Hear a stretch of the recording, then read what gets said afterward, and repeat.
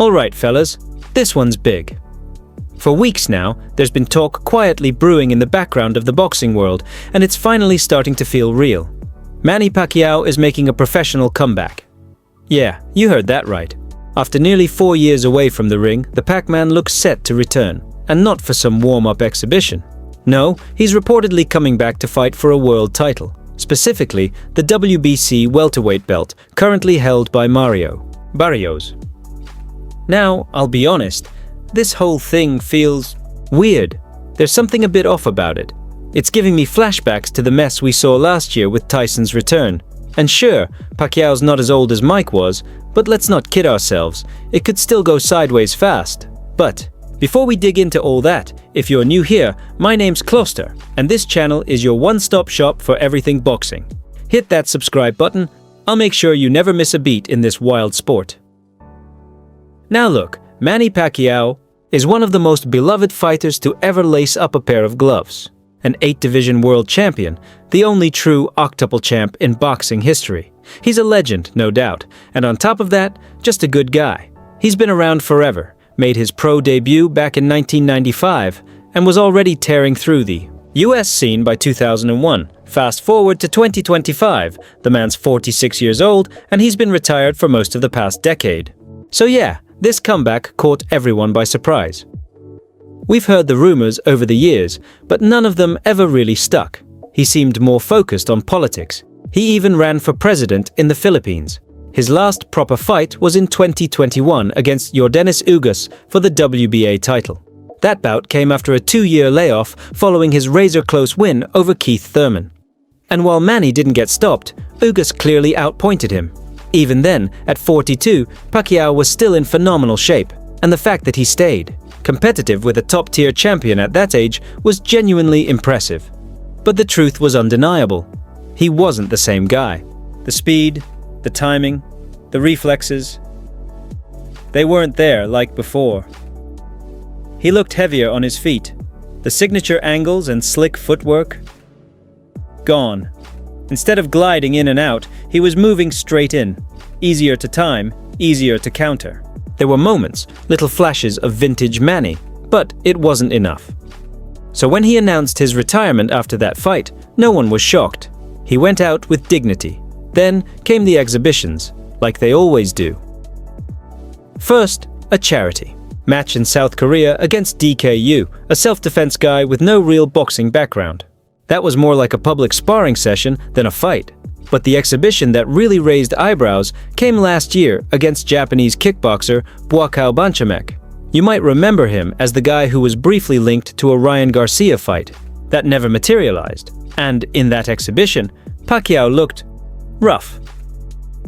Pacquiao, even as a last-minute opponent, was younger, stronger, and bigger. Pacquiao admitted he wasn't fully prepared, and it showed. He got outworked. The fight ended in a draw, but make no mistake, Manny didn't look like the better man.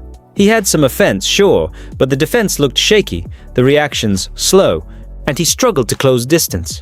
At that point, any talk of a real comeback seemed dead in the water. But as we all know, boxing has a short memory. Now here we are, less than a year later, and he's reportedly stepping back into a real pro bout for a legitimate world title. And let's be honest, why is this happening? Is it really about legacy, or is this just another money grab? There, going to sell this as some fairy tale ending. Pacquiao rides off into the sunset with one last belt. But does he need this to cement his legacy? Absolutely not. The man is already a certified all-time great. At the end of the day, boxing is a business, and this is business, plain and simple. Now, let's talk about the division.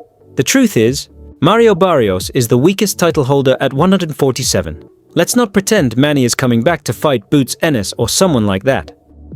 Barrios is the most beatable champ out there, which is exactly why guys like Conor Benn are lining up to face him. It's a golden opportunity to grab a belt, and Pacquiao clearly sees that too. Barrios isn't some walk in the park, though. He beat Ugas, Pacquiao's last opponent, and put up a war against Abel Ramos. He's tough, he's game, and he's willing to trade. But is Manny, at 46 years old, still built for that kind of fight? That's the big question. And remember, Barrios. Last fought on that Tyson vs. Paul undercard, which, let's be honest, was a circus. But it showed one thing clearly: legendary names and nostalgia still sell. Promoters love using iconic fighters in real bouts they can market. It's way more profitable than some dull undercard fight between two unknowns. Is it morally great? No. Is it good business? Absolutely, so don't be surprised if they sell this. Fight like it's George Foreman 2.0. Old legend defies the odds to win one last title. But are we really getting that story? Or are we headed for another painful reality check?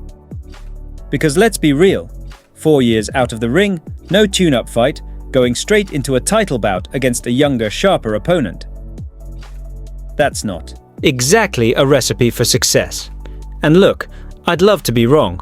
I'd love to see Manny turn back the clock and pull off something special.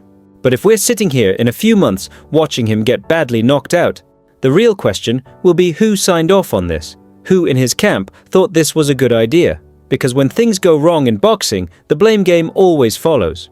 Just like we saw with Tyson Paul, sure, the fight sucked, but hey, it did great numbers. And even if Pacquiao wins, then what? He's suddenly back in the mix at welterweight, where some of boxing's biggest names are circling.